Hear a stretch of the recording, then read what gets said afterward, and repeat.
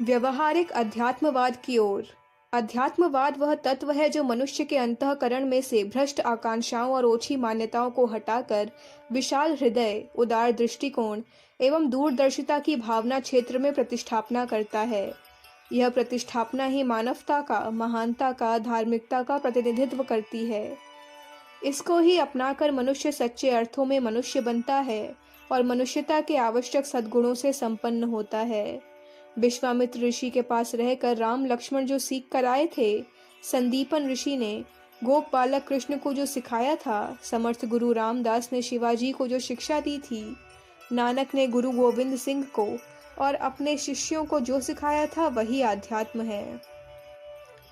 इसी आध्यात्म को सीखने के लिए प्राचीन समय में सभी बालक गुरुकुलों में भर्ती होते थे और वहां से महापुरुष बनकर निकलते थे। नालंदा और तक्षशिला के विश्वविद्यालयों में विष्णुगुप्त, चाणक्य प्रभृति सहस्त्रों अध्यापक छात्रों को वह शिक्षा देते थे जिसे प्राप्त करके शिक्षार्थी विश्व की विभूतियों में चार चांद लगाने वाले नर रत्न बनकर निकलते थे।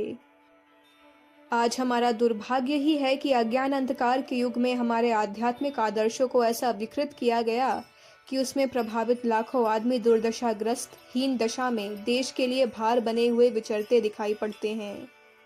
यह अनात्म है, नकली आध्यात्म है। असली अध्यात्मवाद का स्पर्श भी जिसे हो जाएगा, वह पारस स्पर्श करने वाले लोहे की तरह अपने को बदला हुआ पावेगा। उस अध्यात्म की छाया भी जिस पर पड़ जाएगी, वह कल्प वृक्ष के नीचे बैठे हुए पथिक की जैसी मनोवांछा पूरी करेगी। उस अध्यात्मवाद की एक बूंद भी जिसकी जीभ पर पड़ जाएगी, वह अपने को अमरता प्राप्त देवताओं की तरह पाप तापों से निवृत्ति, स्वर्गीय भूमिका में विचरण करता हुआ अनुभव करेगा। उसी असली अध्यात्मवाद की ओर परिजनों को उन्मुख करने के लिए व्रतधारी आंदोलन का प्रथम कार्यक्रम है। नित्य उपासना व्रतधारी की आवश्यक शर्त है। मन लगे चाहे न लगे, इसे गायत्री मंत्र की एक माला अवश्य करनी चाहिए। यज्ञ पिता की उपासना के लिए उसे कम से कम एक धूपबत्ती या एक बार घृत दीप जलाना आवश्यक है। उपासना की विधि चाहे कितने ही छोटे रूप में क्यों न की जाए, पर यही सही है, यही ऋषि प्रणीत है, यही आर्य है, यही वैदिक परंपरा है। यह मान्यता हम में से हर एक को स्थापित करनी है। गायत्री ही भारतीय संस्कृति की जननी और यज्ञ ही भारतीय धर्म का पिता है। यह तथ्य हम सबको भली भांति समझ लेना है। यही आर्य सिद्धांत सत्य है, तो यह भी सत्य है कि हमारी सनातन एवं अनादि उपासना गायत्री एवं यज्ञ पर ही आधारित है। अन्य उपासना विधियां भी चल सकती हैं, पर वे इस शाश्वत साधना का स्थान ग्रहण नहीं कर सकती, जिसका कि अवलंबन लेकर हमारे ऋषि मुनियों, देव अवतारों से लेकर सामान्य नागरिकों को महानता प्राप्त करने की शक्ति एवं प्रेरणा प्राप्त होती रही है। उपासना के साथ ही चिंतन का नंबर आता है, जिस कसौटी पर आत्म और अनात्म, सत और असत, खरे और खोटे की परख हो सकती है, वह विवेक ही है। और यह विवेक हमारे सही चिंतन पर निर्भर रहता है। स्वाध्याय और सत्संग की महिमा धर्म ग्रंथों में बहुत गाई गई है। इनका बहुत महात्म्य बरताया गया है। इसका कारण इन दोनों के द्वारा सही चिंतन प्राप्त होना ही है। आज स्वाध्याय के नाम पर किसी देवता या महापुरुष की कथा वृत्तांत या एक ही पुस्तक को रोज रोज पढ़ते रहने की रूढ़ी प्रचलित है। एक पुस्तक का रोज रोज पाठ करके लोग समझ लेते हैं, हम भी स्वाध्याय का पुण्य प्राप्त कर लेते हैं, हम भी स्वाध्याय का पुण्य प्राप्त कर लेते हैं। ये लकीर पीटना कोई उद्देश्य पूरा ना करेगा, वरन जीवन के विभिन्न प्रश्नों पर सही दृष्टिकोण देने वाली विचार श्रृंखला ही स्वाध्याय कहलाने की सच्ची अधिकारिणी है। व्रतधारी नित्य चिंतन करेगा, जीवन की विभिन्न समस्याओं पर सही दृष्टिकोण में सोचेगा। इस सोचने में, चिंतन में सहायता देने के लिए यह संस्था इसे उपयुक्त विचार सामग्री देती रहेगी।